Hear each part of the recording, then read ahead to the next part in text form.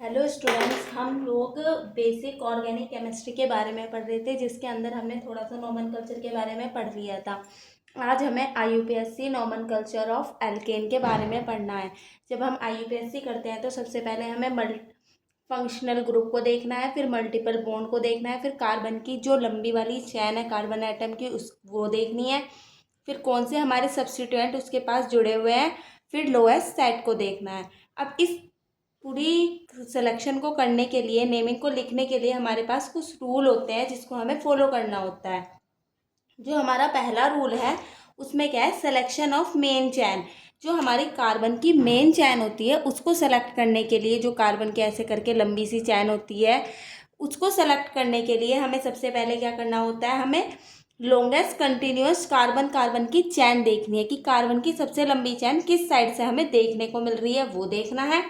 उसके बाद हमें सेकंड नंबर पे देखना है कि अगर हमारे पास एक से ज़्यादा लॉन्गेस्ट चैन है, मतलब कि एक सीधी चैन है ऐसे करके चल रही है, फिर इस वाले कार्बन से एक चैन ऊपर की तरफ को चल गई, इस वाले कार्बन से एक चैन नीचे की तरफ को चल गई, तो कौन से वाली चैन, अब हमारे पास एक से ज़्यादा लंबी चैन हो गई, देन हमें वो वाली चैन को मेन कंसीडर करना है जिसके पास जो मैक्सिमम नंबर ऑफ सब्स्टिट्यूएंट हो, कि जहाँ से बहुत सारे सब्स्टिट्यूएंट्स इकट्ठा जुड़े हुए हों। फिर नंबर 3 पर हमें देखना है कि नंबर ऑफ जो भी हमारे सब्स्टिट्यूएंट्स होते हैं आर ऑल्सो सेम, अगर वो सेम है, इधर की साइड से भी काउंटिंग सेम पड़ रही है, इधर से भी काउंटिंग सेम पड़ रही है।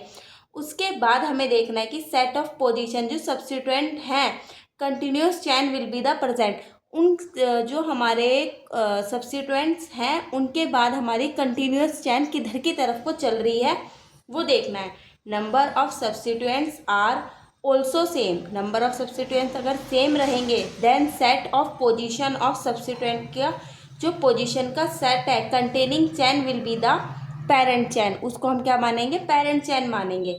देन हमको देखना है कि अगर ये वाली हमारे तीनों रूल अब वाले कंडीशन को क्या कर रहे हैं, सेम है, पेरेंट चैन भी लंबी सी है, मैक्सिमम सब्स्टिट्यूएंट ग्रुप भी दोनों साइड सेम है, और क्या कहते हैं सब्स्टिट्यूएंट का साइड भी लगभग सेम है, और कंटेनिंग सब्स्टिट्यूएंट सब कुछ सेम है। फिर हमको क्या करना है, कंटेन करना है अल्फ़ाबेटिकली ABCD ऑर्डर में हमें उन सब्स्टिट्यूएंट का ऑर्डर लिखना है जो भी हमारी मेन चैन का सिलेक्शन है।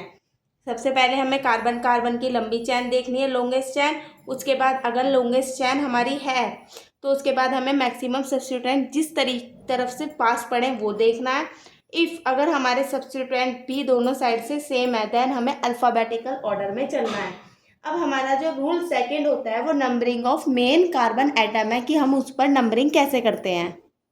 अब हमारा जो रूल सेकंड है इसके अंदर हमें नंबरिंग ऑफ मेन कार्बन चैन की जो नंबरिंग होती है उसको देखना है। अब जो हमारे नंबर होते हैं मेन चैन के कार्बन के, उसको हमें क्या लेना है, फ्रॉम अ कॉर्नर, एक कॉर्नर से लेना है जहाँ पे क्या हो, lowest set of position of substituent की जो पोजीशन का सेट है वो लोएस्ट है। अब हमें अगर ऐसा है तो ठीक है। इफ़ हमारा जो सेट ऑफ पोजीशन है वो दोनों साइड से, इस वाली साइड से और कार्बन की जो भी चैन है दोनों साइड से क्या है, अगर सेम है, when set of position are same from both carbon of main chain then consider a alphabetical order of naming. उसके बाद हमें अल्फ़ाबेटिकल ऑर्डर देखना है नेमिंग का, कि अगर हमारे कार्बन की लेट सपोज ये वाली एक चैन है, यहीं पे हमारा एक सब्स्टिट्यूएंट्स कोई एक्स सब्स्टिट्यूएंट्स लग गया और यहाँ पे भी, अब इधर से भी नंबरिंग एक जैसी ही है और इधर से भी नंबरिंग एक जैसी ही है। अब इसके बाद हमें देखना है अल्फ़ाबेटिकल ऑर्डर में उसका हमें नाम लिखना है जो भी हमारी चैन है।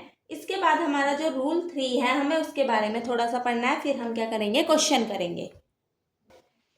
अब हमारा जो थर्ड रूल है इस रूल के अंदर हमें पढ़ना है, when more than one same simple substituents are present of main chain, अगर एक से ज़्यादा सेम सब्स्टिट्यूएंट हमारे मेन चैन में प्रेजेंट है तो हमको जो प्रीफिक्स है, प्रीफिक्स से पहले उन्हें सब्स्टिट्यूएंट को लिखना है डाई ट्राई टेट्रा करके विद उनकी पोजीशन। अगर हमारे पास सेम सब्स्टिट्यूएंट्स प्रेजेंट है मेन चैन में तो उनके प्रीफिक्स से पहले हमें डाई ट्राई टेट्रा उनकी पोजीशन के साथ लिखना है।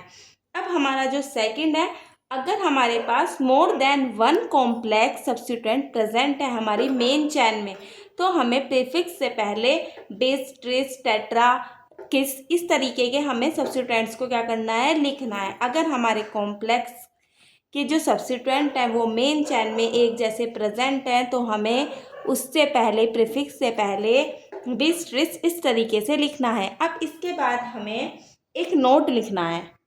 जो हमारा नोट है, नोट के अंदर हमें लिखना है कि अगर हमारे ये वाले कार्बन हैं फॉलोइंग ऑर्डर में, iso, neo, di, tri complex substituents हैं, तो हमें इन्हें अल्फ़ाबेटिकल ऑर्डर में लिखना है।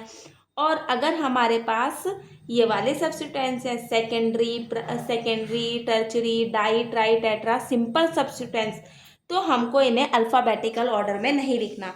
नियो, आइसो, डाई, ट्राइको कॉम्प्लेक्स सब्स्टिट्यूएंट्स को हमें अल्फ़ाबेटिकल ऑर्डर में लिखना है, लेकिन जो हमारे सिंपल सब्स्टिट्यूएंट्स होते हैं सेकेंडरी टर्चरी डाई ट्राई बिस ट्रिस, इनको हमें अल्फ़ाबेटिकल ऑर्डर में नहीं लिखना है। अब हम क्वेश्चन करेंगे।